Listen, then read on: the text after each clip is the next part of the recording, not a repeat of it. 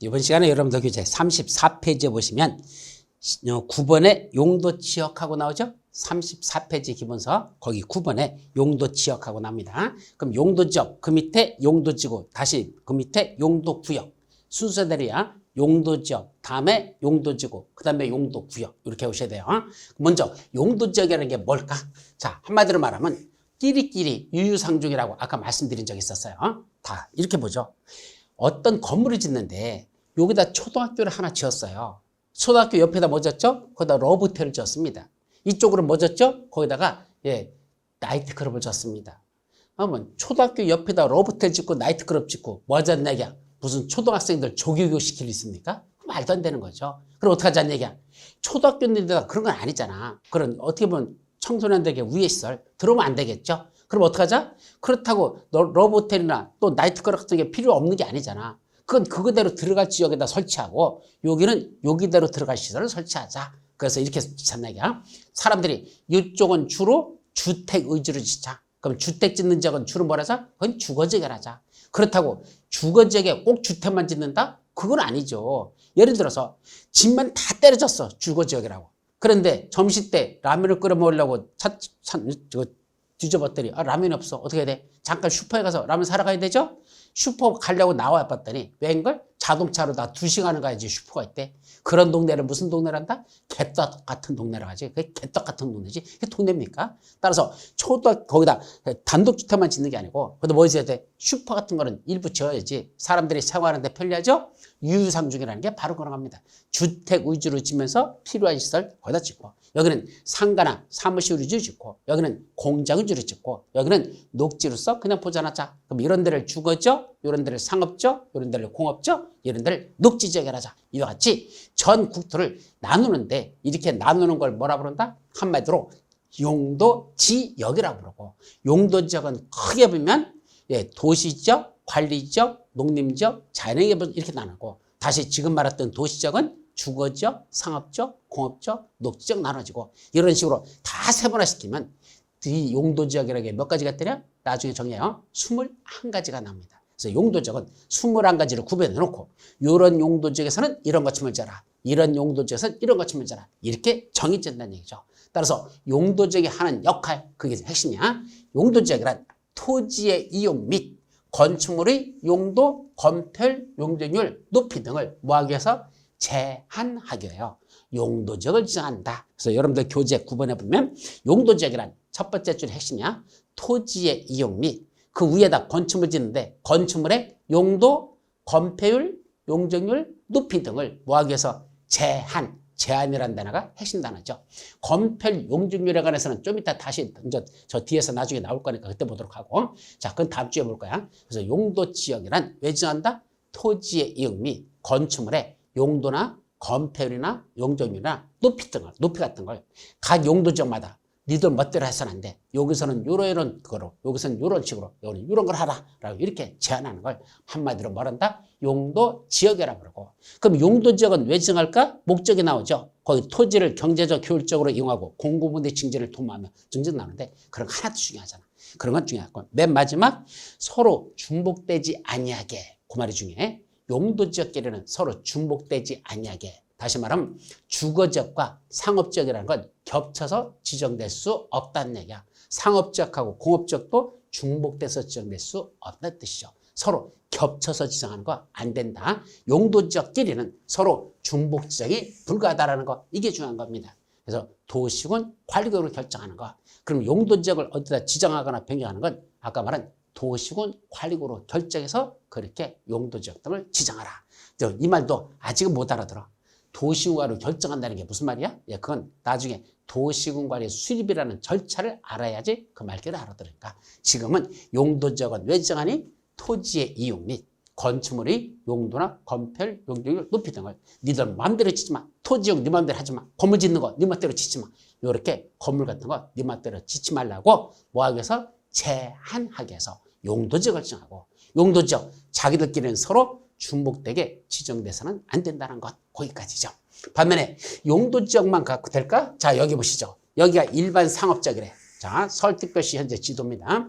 저기 남산이 보이죠? 이쪽에 일반 상업지역이래. 그럼 상업지역은 상가나 사무실 같은 거 위주로 짓는 지역이 상업지역입니다. 그런데 여기는 너무 높게 짓지 말래요. 왜요? 저쪽에 용산 대통령 그 집무실이 보이는데 그럼 대통령 집무실은 보안시설이잖아. 거기 노출되면 안 되죠? 그러니까 같은 상업지역이지만 다른 건물들은 이렇게 한 30층, 40층까지 질 수 있지만 여기는 5층을 넘겨서는 안 된다. 몇 미터 이하로 자라. 이렇게 제한하는 걸 뭐란다? 그걸 고도지구로 합니다. 그럼 똑같은 상업지역인데도 그중에 특히 이 부분만 상업지역 중에서 특히 이 부분만은 건물 너무 높게 짓지 말라. 이걸 뭐라 부른다? 용도지역에서 이렇게 저라고 제한하고 있는 걸 더 강화 제한하는 거죠. 이건 여기죠. 원래는 여기까지 져라. 이것도 제한이죠. 여기까지 질 수 있어. 근데 안 돼. 여기는 더 낮춰서 이게 그 제한을 더 뭐 했다? 강화했다. 제한을 강화했다는 건 더 낮게 져라. 더 작게 져라. 이게 강화한 게 바로 고도지구라는 겁니다. 자, 그리고 여기는 뭐 할까? 아니래. 같은 상업지구인데도 여기는 개발진흥지구로 지정됐대. 예를 들면 개발진흥지구라는 게 있어요. 그럼 개발진흥지구는 뭐 하는 거냐? 말 그대로 개발을 진흥하는 지구야. 개발하라는 거야. 하지 말라는 얘기야. 더 개발하도록 완화시켜준다는 얘기야. 따라서 일반 상업지역이라는 용도지역 위에다가 여기 고도지구라는 용도지구를 지정하고 개발진흥지구라는 용도지구를 지정하면 그 용도지역에서 제한하고 있던 것들, 이 높이 같은 거, 건축물, 아까 여기 건폐 용적 높이 제한하고 있던 걸 더 고도지구는 강화 제한하고 요 개발진흥지구는 완화 제한합니다. 그래서 강화 또는 완화한다. 어디에서? 용도지역에서 제한하고 있던 걸, 요 제한을 강화 또는 완화에 적용한 게 바로 무슨 역할이다? 용도지구라는 게 하는 역할입니다. 그래서 용도지구는 결국 어디다 정한다? 용도지역 위에다 정하는 겁니다. 맨 밑바탕에 먼저 용도지역을 지정해놓고 그 용도지역에서 제한하고 있던 걸 어떤 때는 더 강화하려고 어떤 때는 더 완화하려고 이런 용도지구라는 걸 그 위에다 정한다. 그래서 용도지구는 넓게 지정하는 게 아니라 부분별로 지정, 부문별로 그 일부만 지정하는 거죠. 요만큼만 고도지구, 요만큼만 개발진흥지구. 그래서 상업지역 전체다 지정하는 게 아니라 용도지역에서 제한하는 걸 일부 강화 제한 또는 완화 제한하려고 용도지구라는 걸 이렇게 지정한다. 그래서 용도지구 하는 효과는 용도지역에서 제한하는 걸 더 강화도 할 수 있고 완화도 하기 위해서 용도지구라는 걸 지정한다. 그래서 용도지구 종류들도 나중에 배우셔야 되는데 그때 용도지구들 자기들끼리는 뭐 할 수 있다? 중복 지정할 수 있어요. 예를 들면 여기가 고도지구라고 그랬죠. 그래서 동시에 시가지 경관지구 이렇게 지정할 수도 있어. 시가지 경관지구. 그럼 겹쳐 지정되는 지역은 고도지구 제한도 받으면서 시가지 경관지구라는 제한도 같이 받습니다. 그래서 용도지구끼리는 서로 중복 지정될 수 있다. 아까 용도지역끼리는 서로 중복 지정 안 된다 그랬죠? 용도지구는 서로 중복되게 지정할 수 있다. 이것도 정리합니다. 그럼 세 번째, 용도구역은 뭘까? 용도지역 위에다가 용도지구를 적는데 다시 또 용도구역은 뭐 하는 걸까? 좀 전에 지정한 용도지역하고 용도지구만 갖고 국토가 관리되다냐? 그래도 부족하다는 얘기입니다. 그래서 용도지역, 용도지구 위에다가 하나 더 지정하자 용도구역이라는 걸 만드는 겁니다. 따라서 전 국토를 나누는데 어떻게 나눴다? 잘 들어요. 제일 밑바닥에 뭘 지정했다? 용도지역들. 21가지가 있어. 나중에 왜요? 그럼 용도지역 21가지를 쫙 깔아버려. 다 이렇게 나눠. 그래, 그 용도지역 위에다가, 용도지역 위에다 부분적으로 뭘 지정한다? 용도지구, 용도지구, 용도지구, 용도지구. 종류들이 쭉 나와요, 나중에. 그 용도지구를 위에다 지정한다. 그럼 용도지역, 용도지구만 갖고는 부족하니까 다시 그 위에다 뭐 지정했다? 용도구역. 그래서 용도구역은 아까 5가지 있어요. 개발제한구역, 도시자연공원구역, 시가와 조정구역, 수산자원보구역, 입지규제 최소구역. 나중에 외우는 방법 나와. 개를 도시에서 수입한다. 개, 도시, 수입 이런 5가지 있어. 요 용도구역을 어디다 정한다? 용도지역하고 용도지구 위에다가 용도구역이라는 걸 정한다. 그럼 이렇게 정리하면 돼요. 맨 밑바닥에 뭐가 정돼 있다? 용도지역. 그 위에다 뭐 정한다? 용도지구. 그 용도지역과 용도지구 위에다 뭐 정한다? 용도구역. 그래서 용도구역이 하는 역할은 그 밑에 있는 용도지역, 용도지역에서 제한하고 있던 것들을 더 강화하거나 또는 완화하기 위해서 용도구역이라는 걸 따로 지정한다. 이렇게까지가 용도지역, 용도지구, 용도구역의 핵심이야. 그렇게 이해하시면 됩니다. 자, 그 다음에 맨 밑에 12번에 기반시설 하고 나오잖아요. 그럼 기반시설이 무엇일까? 이것도 시험 문제 잘 나는데 한번 여러분들 기본서 보세요. 34페이지 밑에 기반시설이란 다음의 시설을 말한다 그랬고 뭐면서 교통시설, 공간시설, 유통공업시설, 공공문화체육시설, 방제시설, 보건위생시설, 환경기술시설 몇 가지 있죠? 7가지. 머리 좀 맞다 볼까? 교공, 유공, 방, 보, 환 이렇게 나오는데 이렇게 오는 거 아니야. 나중에 이건 기본서에 있는 거니까 순서대로 이렇게 법조문을 썼지만 원래 기본서는요. 제가 쓰고 싶은 대로 막 쓸 수가 없어. 왜냐면 저 혼자 강의하는 게 아니라 다른 교수님도 이 책을 강의하는 분들이 있기 때문에 뭐 하는 수밖에 없다? 가급적이면 법조문에 있는 대로 기본서는 쓸 수밖에 없어요. 아주 아닌 것만 제가 바꿨지 웬만한 건 법조문에 있는 걸 그대로 살 수밖에 없습니다. 근데 나중에 여러분들 외울 때는 암기법에서는 꼭 이대로만 외울 수가 없어. 그래서 순서를 바꿔서 하는 거. 그건 요약집하고 그림공법에서는 제가 쓰고 싶은 대로 제가 암기법대로 그대로 써요. 그림공법은. 그런데 기본서는 내가 마음대로 할 수 없고 요약집하고 그 그림공법에서만은 암기법대로 씁니다. 자, 그러면 이건 어떻게 하면 되죠? 이런 거 방공보, 교환, 공유라는 7개 머리자가 나와요. 그래서 기반시설은 몇 가지가 있다? 7가지가 있다. 뭐 있다? 방, 공, 보, 교환, 공유라는 7가지 기반시설 종류들이 있고 이 기반시설의 종류를 가지고 여러분들이 또 세분화되는 것까지 외우셔야 돼요. 예를 들면 시험 문제 뭐가 나는지 아십니까? 먼저 방자가 뭐죠? 방제시설이야. 여러분들 교재 35페이지 맨 위에 동그라미 5번에 방제시설. 방제가 뭐죠? 재해를 예방하는 시설. 방제. 재해를 예방하는 시설입니다. 뭐 있대요? 하천, 유수지, 저수지, 방화설비, 방풍설비, 방수설비, 사방설비, 방주설비 이런 것들 있잖아. 그럼 자 재해를 예방하는 게 하천. 첫 문제 나섰죠. 하천은 왜 재해를 예방하죠? 하천이 없다고 생각해봐. 물이 다 범람해가지고 주택가로다가 농경지를 다 침수시켜버리잖아. 그러니까 하천은 물이 흘러가도록 넘치지 않도록 해서 하천을 만들었으니까 하천은 재해를 예방한다. 방제시설 맞습니다. 또 유수지. 유수지는 뭐죠? 그 유자가 일종의 머무를 유자예요. 쉰다는 얘기입니다. 이때 물이 어떻게 하죠? 도시 같은 데서 생각해봐요. 이 도시 같은 데는 콘크리트 같은 게 워낙 많이 있기 때문에 비가 왔을 때 땅속으로 스며들 여지가 별로 없습니다. 그죠? 저 시골 같은 데는 나무들도 많고 풀도 우거져 있으니까 빗물이 땅속으로 다 스며들거나 나무들한테 머물러 가지고 밑으로 흘러가는 물이 많지 않고 땅속으로 들어가고 일부만 흘러가잖아. 근데 도시 같은 데서는요. 콘크리트로 돼 있다 보니까 물이 땅속에 스며들 여지가 없어. 바로 흘러갑니다. 근데 문제는 위쪽에서는 빗물이 그렇게 많이 흘러도 포가 안 나지만 그게 하류 쪽으로는 급격하게 그 물들이 몰려들어 버리니까 밑에는 금방 침수되거든요. 그래서 어떻게 만들었다? 이렇게 만들죠. 보세요. 이쪽으로 봐봐. 어디 지역에 가봤더니 여기서부터 도시면 빗물이 이렇게 때리면요. 이 밑에는 금방 침수돼요. 그럼 어떻게 한다? 밑에다 땅속에다가 이렇게 공간을 만들어버려. 땅속에다 이런 공간을 만들어버려. 여기에 놔놓고 빗물이 흘러내리면 많이 흘러가지 못하게 이쪽에다 일단 여기다 저장을 해요. 채워놓는 거야. 빗물을. 이렇게 채워요.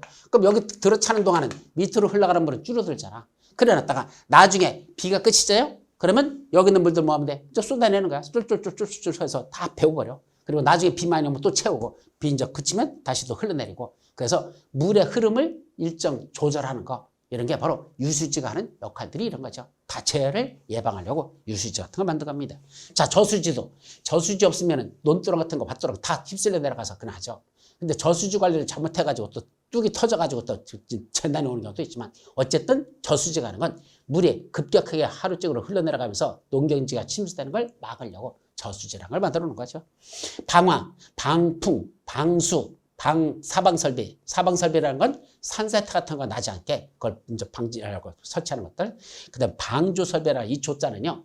조석간만에 찰 때의 조자야. 다시 말하면 민물과 썰물이 있죠. 그래서 그때 뭐 만족이 간족이라고 해서 그래서 하여튼 지구하고 태양하고 그다음에 달하고 이 인력에 의해서 물이 갑자기 확 좀 밀려 들어왔다 나갔다 이런 거거든. 그때 그 물이 바닷물이 넘치지 않도록 이렇게 설치하는 거 방주 설비라고 합니다. 전부 다 그런 건 재해 예방과 관련다. 방제시설에 속한다. 이 말이죠. 그거 하나 하고 그다음에 7번에 환경기초설 나오죠. 환경시설 이것도 시험 문제 아주 잘 납니다. 그래서 여러분들이 환경기초시설에 5가지가 있다는 거 외우셔야 돼요. 그것도 표시해. 자, 뭐뭐 있죠? 하수도, 폐기물 처리 및 재활 시설, 그다음에 빗물 저장 및 이용 시설, 수지로 연방시설, 배차장. 근데 이거 순서를 바꿔. 하폐, 그다음에 수폐, 빗. 빗자를 맨 뒤로 돌려. 빗물 저장 및 이용 시설을 맨 뒤로 돌려버려. 그러면 합해, 숲해, 빛 이런 글자가 나오죠. 그래 외우는 방법은 하도 패되고 수시로 패돼서 피가 빗물이 돼서 흐른다. 그게 합해, 숲해, 빛입니다. 하수도 폐기물처리 제어시설, 수질이용 방시설, 폐차장, 그 다음에 빗물저장이 이용시설, 합해, 숲해, 빛 이렇게 놓고 하도 패되고 수시로 패됐대. 그럼 하도 패되고 수시로 패됐더니 피가 어떻게 돼서 빗물이 돼서 흐르는 거야. 그걸 합해, 숲해, 빛이란다. 이렇게 해놓고 요거는 환경 기초시설이라 외우셔야 돼요. 첫 번째 제일 많이 나왔었죠. 그 다음에 바로 위에 보건위생시설에 세 가지가 있다. 요것도 외우십시오. 그래서 보건위생시설, 장사시설, 도축장, 종합의료시설 세 가지를 보건위생시설을 한다. 그래서 7가지 시설 중에서 요 세 가지 시설이 첫 번째에서 제일 집중적으로 하니까 최소한 그 세 가지들은 정리할 수 있으면 암기하도록 노력을 하셔야 됩니다. 자, 지금 당장 외우는 안 해더라도 외우세요. 근데 지금 당장 하나 외워. 어떤 거? 제일 많이 나는 게 환경지시설 7번. 합해, 숲해, 빛 외우십시오. 하도 패되고 수시로 패돼서 피가 빗물이 돼서 흘리는 거. 요게 시험 문제 제일 많이 나니까 그 하나는 지금은 외워뒀으면 좋겠다. 아셨죠? 그거 하고 그 다음에 뭐가 나오죠? 그 밑에 공동구가 있고 광역설이 있고 공공설 세 가지가 기본서에 나와요. 자, 그건 그리고 부분에서 보면 공동구, 광역설, 공공설 개념적인. 먼저 공동구가 뭐죠? 공동구라는 게 뭘까? 그냥은요. 공동구 백날 얘기해봤자 저 무슨 말인지 못 알아들어. 여기 뭐라 됐어? 전기, 가스, 수도 등의 공급설이 통신시설, 하수도시설 등 지하 매설물을 공동 수용함으로써 미관의 개선, 도로구조의 보전 및 교통의 원활한 소통을 위하여 지하에 설치하는 시설물을 공동구라고 한단다. 알아듣습니까? 못 알아들어요. 그러니까 뭐 하자? 백문이 불여일견. 그림으로 봐라. 사진으로 봐라. 자, 위에 지금 도로가 나 있죠? 도로 밑에 요거는 우수관이라고 그래요. 이건 우수관, 비우자야. 우수관. 빗물이 흘러가는 관. 이게 우수관이야. 이거는. 그리고 이게 공동구라는 겁니다. 이 공동구는 뭐 하는 거다? 땅속에다 전기시설, 가스시설, 통신시설, 지역난방시설, 상하수시설 같은 게 그게 통할 수 있는 공간을 만들어 놓고 작업도 여기서 합니다. 이거. 옛날에 뭐 했었죠? 이 도로 위에다가 땅속에다가 이제 전기시설, 가스시설, 통신시설, 지역목대로 막 매설하잖아. 그럼 한참 가다 보면 갑자기 웬 땅 판다고 거기다 안내문 붙여 있죠? 통행에 불편을 드려 죄송합니다. 그래갖고 상수도 사업소 소장 100. 그래갖고 상수도 사업소 수도가 매설한다고 한 2달 공사했어. 나중에 다 메꿨죠? 그래서 콘크리트 딱 했더니 웬걸? 또 2달 더 해서 또 파헤치고 있어. 뭐 통행에 불편을 드려 죄송합니다. 어디 도시가스 공사 해가지고 또 도시가스 공사해서 또 가스가 매설한다고 또 하고 1년 내내 파헤쳤다가 묻었다 파헤쳐서 맺었다 그래 했었잖아. 요새 그런 거 별로 안 보이죠? 왜 그럴까? 이제 한꺼번에 땅속에다 공간을 만들어 놓고 여기다 전기가스 통신소 같은 거 집어넣어 놓고 그 안에서 공사하기 때문에 도로 파헤쳐질 일이 없습니다. 이런 공간을 뭐라고 한다? 공동구라고 한단다. 그 개념 정리야. 그렇게만 정리합니다. 자, 두 번째 광역시설. 다 이게 그 기반시설의 종류들에 관련된 거야. 근데 광역시설이 뭘까요? 아까 광역이 뭐라 그랬죠? 넓을 광자, 지역, 역자. 넓은 지역이라는 건 어디를 말한다? 하나의 관할구역이 아니라 몇 이상? 2 이상의 관할에 걸칠 때 그걸 광역이라 했었잖아. 그러니까 광역시설이란 바로 하나가 아니라 2 이상의 특광, 특시, 특도, 시, 군이란 관할구역에 걸쳐 있는 시설들. 이게 광역시설이에요. 자, 다시 말하면 서울특별시 안에다가 도로라는 기반시설을 만들었어. 기반시설 중에 도로라는 걸 서울특별시 안에만 만들었어. 광역시설이다? 아니다. 아닙니다. 그건 광역시설을 부르지 않습니다. 그럼 어디다 만들었어? 서울특별시에서 저 고양 일산까지, 일산에는 고양시까지 도로를 냈습니다. 하나의 관역이나 2 이상의 관역에 걸쳐서 만들었죠? 그때부터 그 도로는 광역시설이라고 부릅니다. 그러니까 도로 자체가 광역시설이 아니고 2 이상의 관역에 걸칠 때 그때부터 그건 광역시설이라고 부른단다. 그렇게 정의하면 돼요. 자, 그다음에 또 하나 있어. 2 이상의 관할구에서 뭔데? 공동으로 이용하는 시설도 이것도 광역시설입니다. 자, 2 이상의 관할구에서 공동으로 이용한다. 대표적인 게 뭐겠죠? 바로 인천공항. 인천국제공항은 인천 사람만 타라고 만들어 놓은 비행장입니까? 아니거든요. 부산 사람, 수원 사람 어디든지 다 가서 살 수 있거든. 그러니까 그건 광역시설에 속한다. 2 이상의 관역에서 공동으로 이용하는 시설. 그것도 광역시설이라 이런 말이야. 그래서 인천국제공항 대표적인 게 바로 그것도 공동으로 이용하는 시설을 뭐라고 한다? 광역시설이라 한다. 그래서 광역시설은 둘 이상의 관악에서 걸쳐 있으면 광역시설이고 공동으로 이용해도 그것도 광역시설에 들어간다 이 말이죠. 자, 세 번째로서는 공공시설이라는 개념이 있어요. 이 공공시설 대표적인 게 뭔죠? 저 외워야 돼. 도로, 이거 도로, 공원, 철도, 수도. 머리점만 따볼까? 도공철수. 도로, 공원, 철도, 수도, 도공철수. 이걸 뭐라 부른다? 공공용시설로서 이런 걸 공공시설이라 한단다. 그럼 이 공공시설의 가장 중요한 건 뭔지 아십니까? 원래 법조문에 없어. 제가 여기만 써놔서 관리처에게 무상 귀속된다라는 말 써놨죠. 이게 무슨 말일까? 자, 여러분들이 어디를 개발하기 위해서 도로를 만들었어요. 그럼 그게 사도가 아닌 한 그 도로 만든 건 뭐 해야 되죠? 기부 체납에 들어갑니다. 시에다가 그걸 체납을 한다. 기분적. 따로 갖다 바치죠. 기부 체납을 해. 그럼 이제 도로를 만들어서 기부 체납했죠? 그러면 이 기부 체납하는 이거는 내가 만들었다고 내 걸까? 아니야. 그건 도로관리청한테 무상으로 귀속되는 겁니다. 여기 수도 같은 거 만들잖아. 그럼 수도관을 끌어들이라고 내가 저 주관에서부터 그 관 빼가지고선 와서 우리 집 앞에 들어왔잖아. 그럼 여기서 끌어들이는 거 이건 내가 끌어들였지만 우리 집 안쪽으로 들어가는 건 내 거지만 우리 집 앞 밖에까지 이렇게 끌어들이는 거 요거는 도로 따라 끌어온 건 그건 내가 돈 내고 설치해서도 내 게 아닙니다. 그건 관리하는 관리청, 상수도 사업소 거기서 걔들이 무상으로 가져가지 돈은 내가 내고 만들었는데 쥐들이 그걸 가져가요. 왜? 공공시설이기 때문에 공공시설은 설치한 자가 갖는 거라 관리청에게 무상 귀속되는 그런 재산이라는 거 그게 공공시설의 특성이다. 이렇게 여러분들이 정리하고 대표적인 거 네 가지가 있다. 도로, 공원, 철도, 수도, 도공철수 이렇게 암기하도록 합니다. 자, 이제 35페이지에 16번에 보면 여러분들 교재 16번에 도시군 계획시설, 도시군 계획시설사업, 그 다음에 도시군 계획사업이란 세 가지 용어 정의가 나옵니다. 그거 잘 외워야 돼. 시험 문제 항상 영순위. 그 개념. 자, 여기로 다시 돌아와서 그 전 페이지로 다시 돌아오면 그리고법에 여기 나와요. 이 그리고법은 별도로 다 책자로 다 현재 판매가 되고 있으니까 그럼 별도로 알아보세요. 자, 먼저 이 기반시설이라는 건 아까 몇 가지가 있었죠? 7가지. 방공보, 교환, 공유. 한마디로 말하면 사람이 살아가는데 꼭 필요한 시설. 이게 7가지로 나눴고 이걸 기반시설을 한단다. 기반시설이야. 그러면 대표적인 거 앞으로 강의할 때 제일 많이 쓰는 기반시설 세 가지입니다. 도로, 공원, 학교. 도로, 공원, 학교 세 가지가 기반시설의 가장 대표적으로 지금 쓸 겁니다. 자, 그럼 도로를 만든다, 공원을 조성한다, 학교를 짓겠다 이거죠. 그게 다 무슨 시설? 기반시설이야.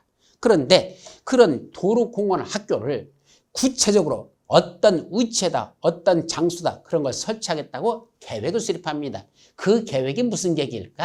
이거죠. 여기다 도로 만들겠다고 계획이 수립됐대. 가끔 그러죠. 야, 우리 집 앞에 도로 낸다고 계획이 수립됐대. 그때 도로 내겠다는 구체적인 계획. 그게 무슨 계획일까? 도시군 관리계획입니다. 그게 도시군 관리계획이야. 왜냐면 도로는 무슨 시설? 기반시설. 아까 도시화를 수립하는 거 몇 가지? 5가지. 용기도 정지. 용기, 기자 있었잖아. 기반시설의 설치, 정비 또는 개량에 관한 계획. 기반시설이 설치, 정비 또는 개량에 관한 계획. 뭐로 수립한다? 도시군관을 수립하는 내용이라고 그랬는데 그게 무슨 말일까? 바로 여기다가 기반시설 중에 도로를 설치한다. 그럼 도로 설치하려면 어느 날 갑자기 가서 그냥 도로 만들어? 아니에요. 그렇게 못해요. 그럼 뭐 해야 돼? 여기다 도로 만들겠습니다라는 계획을 먼저 수립해서 그걸 고시합니다. 그럼 사람들이 뭐 하죠? 여기다 도로 낸다네? 여기 공원 조성한다네? 여기 학교 짓다네? 어떻게 알았어? 계획이 수립돼서 그게 고시가 됐으니까 그 계획을 보고 아, 여기 도로 만든다고 하는구나. 여기다 공원 조성한다구나. 학교 짓겠다는 무슨 게? 그 계획이 도시군 관리계획이고 그 도시군 관리를 수립하는 내용 중에 바로 기반시설의 설치에 관련된 계획은 도시군 관리를 수립하라 그랬으니까 여기다 도로 내겠다고 공원 조성했다고 학교 짓겠다고 그런 기반시설 설치하겠다고 계획이 수립되는데 그게 무슨 계획? 도시군 관리계획을 수립하는 겁니다. 그러다 보니까 그 기반시설을 설치하겠다는 계획이 수립되면 그때부터는 즉 기반시설 중에서 도로나 공원, 학교 같은 기반시설 중에서 무슨 계획으로? 요거 도시군 관리계획으로 결정된 시설. 결정된 시설이라는 건 도로 내겠다고, 공원 조성했다고, 학교 짓겠다고 무슨 계획이? 도시군 관리계획이 결정 고시됐을 때 그걸 뭐라 부른다? 바로 기반시설 중 도시군 관리계획으로 결정된 시설이라 부르고 그걸 한마디로 뭐라 부른다? 그게 도시군 계획 시설이라고 하더라. 자, 그럼 기반시설과 도시군 계획시설의 차이점이 뭘까? 이게 여러분들이 잘 알아야 돼요. 기반시설과 도시군 계획시설의 차이점. 이렇게 정리하세요. 여러분들, 나비가 되려면 그냥 처음부터 나비가 바로 만들어집니까? 알이 나비가 알을 낳잖아요. 그럼 그 알이 바로 나비로 다 탁 날아갑니까? 아니거든요. 무슨 과정을 거치죠? 번데기라는 과정을 거치죠. 그죠? 먼저 군뱅이가 되죠. 저 군뱅이에다가 저 나뭇잎 같은 거 갉아먹고 있죠. 이렇게 막 겨다니다가 나중에 나비가 되기 직전에 번데기 꼬치가 돼가지고 그 꼬치 속에 들어가서 거기서 다시 변태를 해가지고 그 다음에 나비로 다 날아가죠. 똑같은 과정을 거치는 건데 같은 거야. 사실은 나비나 뭐나 그 군뱅이나 똑같은 거거든. 어떻게 보면 뭐죠? 겨다니는 그거나 날아다니는 거나 어쩌면 하나의 똑같은 객체였었어. 다만 중간에 뭘 거쳐서 변태라는 과정을 거쳐가지고 그게 나비로 다 변신할 뿐이지. 근데 겉으로 볼 때는 군뱅이하고 나비하고는 전혀 다르잖아요. 나비는 이뻐 죽겠는데 군뱅이는 징그러 죽겠잖아. 그죠? 이뻐 죽겠는 거, 징그러 죽겠는 거 같습니까? 다르죠. 그런데 문제는 뭐다? 같은 종류라는 겁니다. 기반시설과 도시군계시설도 결국은 똑같은 도로라는 거고 똑같은 공원이고 똑같은 학교야. 도로공원 학교야. 근데 차이점이 뭐다? 아직 그런 도로를 만들겠다고 공원을 주겠다고 학교를 짓기 전에 그냥 막연하게 도로공원 학교 그거 뭐였을 건다? 아까 겨다니는 군뱅이 시설 그거는 바로 기반시설입니다. 아직은 변태 이게 날아가기 전까지 돼 있는 나비가 되기 전까지는 그건 뭐라고 한다? 그건 기반시설이야. 근데 요 꽃이 있잖아. 꼬치를 틀잖아. 그 속에 이제 이렇게 들어가서 거기서 이제 번데기가 돼버리죠. 그 과정이 바로 도시군 관리객이야. 그 도시군 관리국으로 수립을 했더니 그 다음에 날아가는 나비가 됐죠. 그 나비를 뭐라 부른다? 도시군 계획 시설이랍니다. 따라서 기반시설을 어디다 설치한다고 도시군 관리국이 결정되면 그때부터 이거는 기반시설이라 부르지 않고 뭐라 부른다? 도시군 계획 시설이라 부르자 이 말이에요. 그래서 기반시설과 도시군 계획시설의 차이점은 구체적으로 말하면 막연한 기반시설과 구체화된 도시군 계획시설하고 나눠진다는 얘기죠. 그러니까 도로공원 학교는 막연하잖아. 아직 어디다 설치한다는 거 아직 안 나왔어. 그럼 막연해. 그럼 그건 기반시설이야. 그런데 어느 장소에다가 여기다가 저기다가 여기다가 도로 만든데 공원 조성한데 학교 짓겠다고 무슨 계획에 수립돼야 도시군 관리계획이 수립되면 그때부터는 요거를 기반시설이라 부르지 않고 그렇게 구체화된 거 실제로 설치하겠다고 계획이 수립됐죠? 그때부터 그 시설은 도시군 계획 시설이라 부르지 그걸 보고는 기반시설이라 부르지 않습니다. 따라서 기반시설은 아직 계획이 수립되기 전에 있는 거 계획이 수립되고 나면 도시군 관리 수립되고 나면 그때부터는 그 시설은 구체화된 그때부터는 도시군 계획시설 이렇게 불러야 된다는 것 용어 정의가 그겁니다. 그래서 개념 정리 기반시설 중에서 도시군 관리국으로 결정된 시설이 도시군 계획 시설이라고 부르고 그 도시군 계획 시설은 아직은 설치한 게 아니고 설치하겠다고 만들겠다고 도시군 관리계획만 수립되어 있는 상태지 아직 공사 안 들어갔죠? 실제로 그 설치하거나 정비하거나 개량하는 사업 실제로 그걸 설치하는 사업을 무슨 사업이라고 부른다? 그걸 도시군 계획시설자에다가 사업자만 맞추면 되는 겁니다. 따라서 막연하게 7가지 시설, 기반시설 어디다 설치하겠다고 도시군 관리계획 결정돼서 도시군 계획시설 그 도시군 계획시설을 설치 정비 개량하는 사업 무슨 사업? 도시군 계획 시설 사업이라고 부릅니다. 그럼 여러분들이 이따 이제 공부 끝나고 밖에 나가보니까 뭐 하고 있습니까? 아저씨가 한밤중에 도로공사하고 있습니다. 인사드리죠? 어떻게 인사한다? 아저씨 도로공사 하시느라고 고생이 많으시네요. 그렇게 인사하면 무식하다고 합니다. 그럼 공법적으로 인사하라. 어떻게 인사하죠? 아저씨 이 추운 날씨에 도시군 계획 시설 사업을 시행하시느라고 고생이 많으시네요. 이게 정상 공법적인 인사법입니다. 도로만 공사하느라고 고생이 많으신 게 아니고 그걸 뭐라 표현한다? 도시군 계획 시설 사업을 시행하시라고 고생이 많으십니다. 혀가 돌아가야 돼요. 여러분들이 공법이 어려운 건 용어 자체가 어렵다고 그랬잖아. 용어를 이게 혀가 안 돌아가. 그러니까 뭐 해야 돼? 자꾸 발음을 해야 돼요. 그냥 되는 건 없어 세상에. 공짜는 없어. 뭐 한다? 한번 발음해 보세요. 아저씨 이 추운 날씨에 여기까지야 발음 되겠지? 그 다음 거 도시군 계획 시설 사업을 시행하시느라고 그 말 다시 한번 도시군 계획 시설 사업을 시행하시느라고 발음해 보세요. 됐어요? 예. 그렇게 고생이 많으십니다. 그 단어에 알 테고. 그래서 도시군 계획 시설 사업의 시행 이런 게 혀가 돌아가야 된다는 거. 그래서 도시군 계획 시설 사업을 시행하시라고 고생이 많으시네요. 요게 도시군 계획 시설 사업이라는 거. 그러면 그 도로 만들고 공원 조성하고 학교 짓는 도시군 계획 시설 사업과 더 나가서 신도시를 만드는 도시개발 사업과 또 하나 있었죠? 재개발처가 추진 정비사업. 요 세 가지. 도시군 계획시설사업, 도시개발사업, 정비사업. 이 세 가지 사업의 공통점이 뭘까요? 이 세 가지 사업의 공통점. 잘 찾아봐. 어디 있죠? 다시 전 페이지로 돌아갈게요. 여기 보세요. 좀 전에 도시군 관리계획으로 수립하는 내용 몇 가지 있었죠? 5가지가 있다고 그랬었어. 도시군 관리로 수립하는 내용. 자, 그 중에 뭐 있었죠? 아까 무슨 지역, 지구, 구역, 지정 변경 있었죠? 그 다음에 뭐 있었죠? 요거도 지역, 지구, 구역에다가 요거 지구 단위 계획구역, 요거 다 지역, 지구, 구역 같은 것도 지정하는 거야. 어떤 특정한 장소 지정하는 거 있었어. 도시화를 하는 것들. 근데 사업에 관련된 게 3가지가 있어. 2, 3, 4번. 2번 기반시설 설치, 도시개발사업, 정비사업. 다 사업들이죠. 도로 만들고 공원 조성하고 학교 짓는 거 기반시설 설치. 신도시 만드는 거 도시개발사업. 재개발처 가축 정비사업. 요 3가지가 다 뭐에 관한 거? 사업과 관련된 내용들이죠. 자, 그런데 아까 기반시설 설치하기 위해서 무슨 계획이 결정되면 저 도시군 관리가 결정되면 그것도 무슨 시설? 도시군 계획시설. 그걸 설치정비 계획하는 사업, 도시군 계획시설 사업. 결국은 이 도시군 계획시설 사업과 도시개발 사업과 정비사업이라는 걸 하고 싶으면 그런 사업을 하기 위해서는 무슨 계획이 수립된다? 그렇게 하겠다는 도시군 관리계획이 수립됩니다. 그래서 이 3가지 사업은 다 무슨 점을 갖는다? 도시군 관리계획으로 결정된 걸 뭐한다? 시행하는 사업이야. 다 도시군으로 결정해놓고 도시군 관리 수립해놓고 그 계획대로 시행되는 사업. 그게 무슨 사업이다? 바로 도시군 계획 사업이라고 부릅니다. 그래서 도시군 계획 사업은 왜 한다?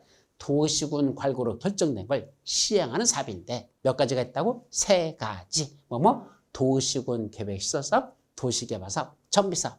3가지를 합쳐서 도시군 계획 사업이라 부른다. 여기 도시군 계획 사업하고 도시군 계획 시설 사업하고는 요 시설자가 들어가느냐 안 들어가요. 그럼 어떻게 더 넓은 개념이야?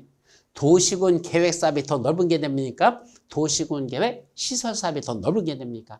당연히 도시군 계획 사업이 더 넓은 개념이고 그 도시군 계획 사업 속에 3가지 사업이 들어있다. 도시군 계획 시설 사업, 도시개발 사업, 정비 사업이 있다. 이거 시험 문제 항상 영순이니까 여러분들 꼭 잘 암기를 하셔야 됩니다. 아셨죠? 용어로서 가장 중요한 용어 중에 하나들에 속한다. 예, 여기까지예요.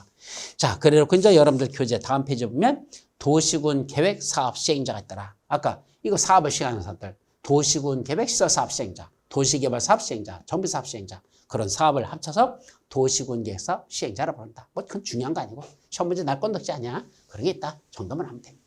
자, 이제 그러고 마지막에 뭐가 나온다? 특수한 구역 2군데가 있다 그랬죠. 뭐 있다 그랬죠?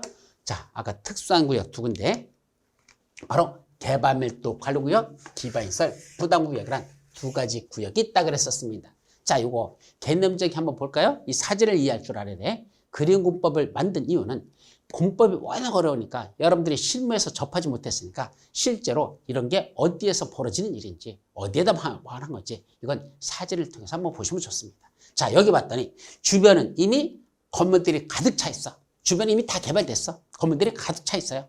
그런데 여기에 지금 보니까 건물들이 없네? 여기는 건설업자가 여기다 뭐 지려고? 아파트 3,000세대 지려고 땅을 사놨었어. 아파트 안 짓고 있었어요. 땅만 사놓고. 자, 그리고 사람들이 저기다가 이제 뭐 하죠? 건물 안 짓고 있으면 가지고 봄에 거기다 뭐 채소 같은 거 심고 막 이렇게 가꾸고 그러잖아. 그죠? 그래서 그것도 막 나중에 이 건설업자가 와가지고 뭐 못하게 막 그러는데 어쨌든 아파트 직전까지는 그냥 매번 방치되는 경우가 있잖아요. 그래서 사람들이 거기다 뭐 채소 같은 거 심고 막 이렇게 해. 자, 그런데 여기에 드디어 이번에 뭔데? 아파트 3,000세대 짓겠대. 이제 건설하겠대. 문제가 생겼어. 어떤 문제? 아파트 3,000세가 늘어나면 자동차도 최소한 세대당 한 대씩 있으면 3,000대가 늘어나는데 옆에 있는 도로 봤더니 아까 도로가 몇 차선? 왕복 2차선, 편도 1차선이야. 가는 차선 하나, 오는 차선 하나밖에 없는 그런 좁은 도로야. 그럼 이 좁은 도로에다가 아파트 3,000세대지만 사람들이 아침에 출근하려고 일리 나갈 거 아니야. 나가는데 몇 시간 걸린다? 1500세대만 3000세대 중에서 1500세대만 출근한다 첩하면 그래도 차량이 몇 대가 나와야 돼? 아침에 그 출근 시간대 1500대가 저기로 빠져나가야 돼. 나간다? 아니요. 저거 빠져나가는데 2시간 걸려. 거기서만 차량이 서가지고 2시간 동안 가지도 못하고 있어. 워낙 차들이 밀려서. 저런 동네를 무슨 동네를 한다? 개떡 같은 동네라고 합니다. 그죠? 개떡 같은 동네죠. 또 하나, 애들 3000세대가 들어오려면 애들도 따라오잖아. 애들은 고아원 보내놓고 부부만 둘이 집에 들어옵니까? 아니잖아. 여기 아파트 입주하려면 애들도 같이 데리고 오지. 뭐 고아원에 보내놓고 자기들만 입주하는 거 아니잖아요. 그럼 애들이 단 애들 뭐가 있어야 돼? 주변에 학교가 있어야 되잖아. 초등학교 있어야 되잖아. 근데 초등학교가 지금도 콩나물시리야. 지금도 애들이 많아서 차고 넘쳐. 그러면 여기 새로 들어오는 3000세대 세 가구당 초등학생 한 명씩만 있다 치더라도 1000명이 들어가는데 1000명이 들어갈 학교가 없어요. 어떻게 해야 돼? 새로 지어야 되지 어떻게. 증축을 하거나 새로 학교를 지어야 되는데 여기다 학교 새로 지려고 한다고? 그럼 기존에 있던 저 고층 건물들 다 철거하고 거기다 학교 지어야 되는데 문제가 돈이 장난이 아니라는 얘기입니다. 자, 현재는 도로가 좁아. 도로 넓혀야 돼. 학교가 없어. 학교 새로 지을 땅을 찾아야 돼. 다 뭐 줘야 돼? 보상비를 줘야 되거든. 여기서 천문학적인 숫자가 뭐다? 도로 넓히는 거. 2차선 도로만 왕복 2차선 갖고는 너무 좁으니까 6차선 도로 만들겠대. 편도 3차선씩. 그래서 가는 거 3차선, 오는 거 3차선. 6차선 도로 만들지. 그럼 2차선 도로 있던 걸 6차선으로 넓히려면 옆에 있는 기존의 빌딩들, 철거들 다 해야 되잖아. 보상비가 얼마 나올까? 여기서부터 도로 낸데 보상했더니 그게 2조 5천억이 들어간대요. 학교 지을 땅 찾는데 이 보상비 얼마 줄까? 5천억 들어간대. 무슨 2조 5천억이 무슨 애들이 이름입니까? 그런 돈을 들여서 도로 만들고 공원 주성할 땅을 확보한다는 게 현실적으로 가능하다, 곤란하다. 이게 핵심이에요. 자, 개발의 길이 있나요? 아파트 3000세대지는 개발의 길이요. 기반시설이 부족할 게 예상된다. 예, 도로도 좁아요. 학교도 필요해.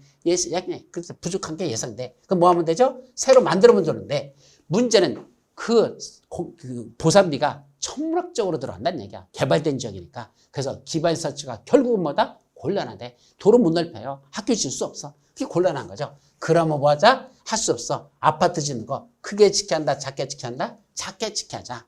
아파트를 작게 지켜야지. 그걸 뭘 한다? 건폐율 또는 용적률을 강화 적용한다. 건폐율, 용적률은 다음 주에 걔네 나온다 그랬어요. 건폐율은 대전에다 건물 짓는데 너무 넓게 짓지 말라야. 용적률은 너무 쭉쭉빵빵 짓지 말라야. 요거를 강화한다는 건 좁게 짓거나 작게 져라. 이렇게 하는 게 강화 적용이. 건폐율 또는 용적률을 완화가 아니고 강화한다는 건 작게 지어라. 이런 적을 개발 밀도가 높아지지 않게 관리한다. 개발 밀도 관리구역 이렇게 표현하죠. 또 하나 있어. 기반시설 부담구역이라는 게 하나 더 있죠. 이건 뭘까? 자, 그림 보세요. 저거랑 전혀 성격이 달라. 아까 여기는 이미 주변은 다 개발됐는데 여기만 아직 개발이 안 됐어. 근데 도로나 학교 같은 기반시설이 부족한 지역이야. 반면에 이쪽은 지금부터 개발한대. 여기를 지금부터 개발하겠대. 그러다 보니까 도로나 상하수 같은 거 매설 돼 있어? 아니요. 제대로 기반시설 돼 있는 거 아무것도 없었어. 지금부터 도로 만들고 공원 수성하고 학교 짓고 기반시설 지금부터 만들어야 돼. 그런데 이 도로 만들고 공원 수성하고 학교 짓는 거 누가 해야 돼? 각각의 그 관련된 기관들이 해야 되죠. 그죠? 도로는 해당 시청에서 만들어주거나 또는 공원 같은 건 공원관리청에서 만들어주거나 아니면 학교 같은 건 그 교육청에서 지들이 만들어줘야 되잖아. 당연히. 그런데 자기들이 100%다 부담할까? 아니요. 그 자들이 아니고 개발하는 자들. 너희들이 여기다 개발하기 때문에 도로가 필요하고 학교가 필요하고 공원이 필요한 거니까 개발하는 너희들도 일부 비용 좀 부담을 합니다. 개발하는 자들 때문에 이게 필요하니까. 그래서 그걸 다른 말로 뭐라 하냐. 수익자 부담 원칙이라고 합니다. 이익을 보는 자들이, 수익자들이 지들이 비용 좀 부담하래. 너희들이 필요해서 도로 만들고 공원수상 학교 짓는 거니까 그 기반시설 설치 비용도 너희들도 좀 부담하는 거. 그런 구역을 기반시설을 부담시키는 구역, 기반시설 부담구역이라는 걸 지정하는 겁니다. 그럼 기반시설 부담구역은 어디다 지정할까? 아무 데나? 아니요. 여기입니다. 개발밀도 관리구역 외지역 그랬습니다. 그럼 개발밀도 관리구역과 기반시설 부담구역은 서로 중복 지정될 수 있다는 거예요? 없다는 거예요? 없죠. 올해 시험 문제 출제됐던 내용이 바로 이거야. 개발밀도 관리구역과 기반시설 부담은 서로 중복 지정될 수 없어요. 그래서 시험 문제에서 뭐 개발밀도 관리구역에다가 기반시설 부담구역을 지정할 수 있다. 말도 안 됩니다. 서로 겹쳐서 지정할 수 없기 때문에 개발밀도 관리구역에다 기반시설 부담구역 지정하는 것 그건 불가능합니다. 안 돼요. 그게 바로 개발밀도 관리구역 외의 지역에만 기반시설 부담구역을 지정할 수 있다. 왜 지정하죠? 개발로 인하여 여기 새로 이제 여기다 건물 짓기는 개발로 인해서 기반시설 설치가 필요한데 그 기반시설 설치하거나 용지를 확보하게 하는지요. 개발한 자들 보고 니들이 도로 만드는 거, 공원 수송하는 거, 학교 짓는 비용 좀 부담하라. 그런 걸 부담하게 하기 위해서 지정하는 구역을 우리가 기반시설 부담구역이라고 하고, 이때 개발한 자에게 기반시설을 부담시킨다 그랬죠. 그때 설치가 필요한 기반시설, 개발한 자에게 부담시켜야 되는 기반시설의 종류를 법에서 열거하고 있습니다. 어떤 기반시설들? 도로, 공원, 녹지, 학교, 수도, 하수도, 폐기물 처리 및 재활용시설. 머리점만 따서 도, 공, 녹, 학, 수, 하, 폐. 그러네. 도로, 공원, 녹지, 학교, 수도, 하수도, 폐기물 처리 및 재활용시설. 이게 도, 공, 녹, 학, 수, 하, 폐. 발음해봐요. 잘 돌아가. 자꾸 저런 걸 하나씩 다 못 외워요. 그런 건 머리 짜갖고 외우는 방법, 연산수법으로 외우는 방법, 그런 식으로 외워야 되지 하나씩 못 배워. 그래서 도공록학수합해라는 건 기반시설 부담구역에서 여러분들이 부담해야 되는 기반시설의 종류다. 저런 걸 설치한다고 돈 내놔라. 부담해야 돼요. 도공록학수합해. 근데 그 중에 학교 중에 고등교육법에 따른 학교는 제외라고 돼 있어요. 그때 고등교육법에 따른 학교가 뭐죠? 바로 대학교, 대학원. 그거는 여러분들이 부담하지 않습니다. 여러분들 중등교육법하고 고등교육법을 헷갈리는 사람이 있어. 중등교육 했더니 뭐래요? 중학교래. 고등교육법은 고등학교래. 아니에요. 그렇게 말하면 무식하다는 소리 들어요. 중등교육법이 중고등학교를 합쳐서 중등교육법이라고 하는 겁니다. 그래서 중학교 3년, 고등학교 3년 합쳐서 6년이 중등교육이에요. 그 다음에 대학교 4년, 대학원 2년 합쳐서 그 6년이 바로 고등교육이고, 초등교육이 바로 그 초등학교 6학년. 그 다음에 요새는 유치원도 들어가죠. 그래서 유치원, 초등학교. 이게 초등교육의 개념이고, 중학교, 고등학교가 중등교육이고, 대학교, 대학원을 고등교육이라고 표현합니다. 그때 고등교육법에 따른 학교는 제하니까 대학교나 대학원은 여러분들이 부담해야 될 기반시설의 종류에 들어가지 않고, 그걸 뺀 나머지 초, 중, 고등학교. 그러니까 유치원, 초, 중, 고. 여기까지만 바로 여러분들이 부담해야 되는 그런 학교에 들어간다.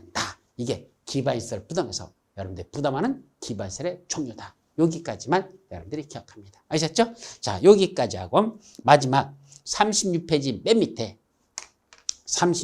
밑에 기반시설 설치 비용이라는 게 마지막에 나오죠. 그 기반시설 설치 비용은 어디에서?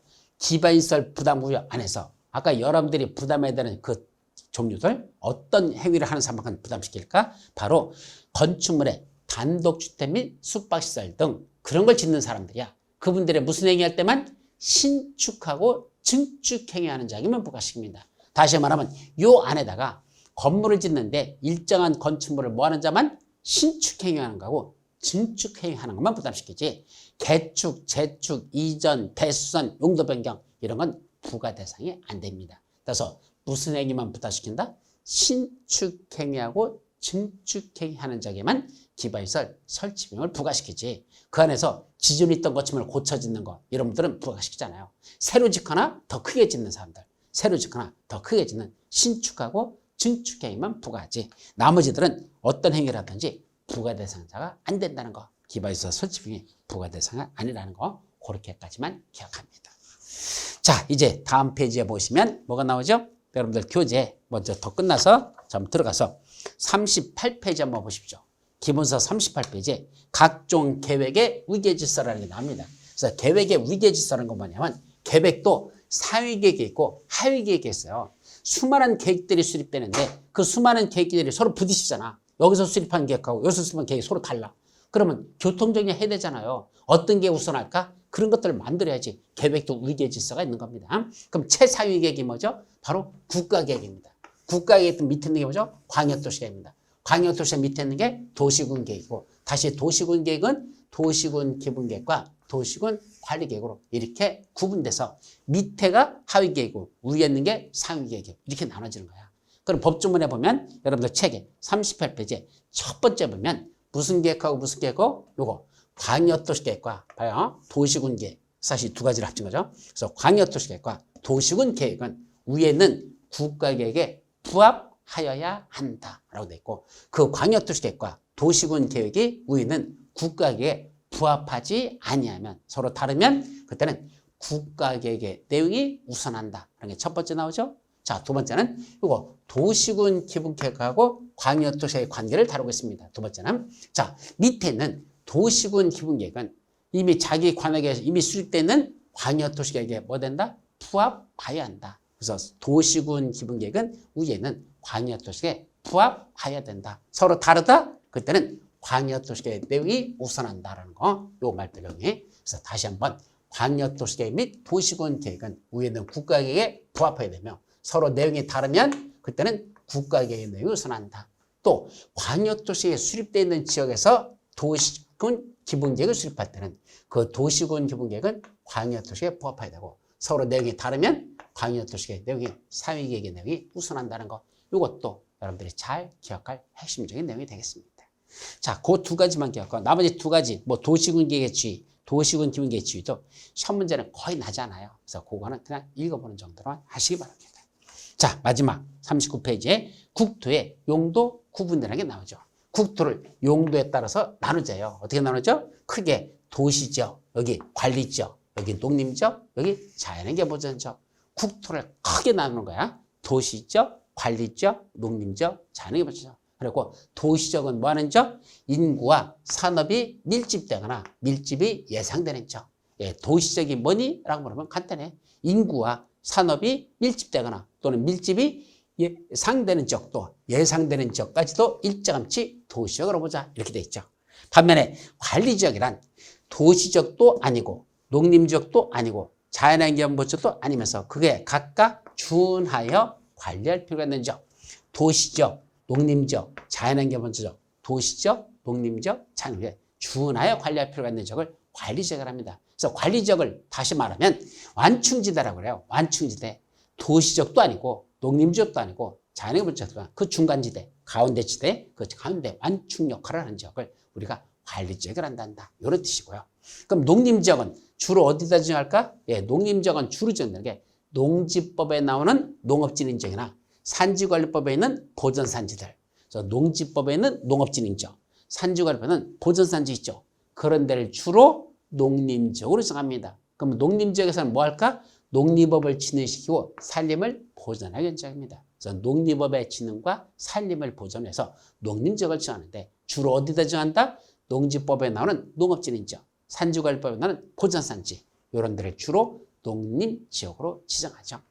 그럼 마지막 자연환경 보전지역은 어디 지정할까? 예, 왜 지정하죠? 목적이 자연환경, 수자원, 해안, 상수원, 생태계 및 문화재를 보전하고 수산자원을 보호 육성하기 위해서 6가지를 보전하고 1가지를 보호 육성하기 위해서 지정합니다.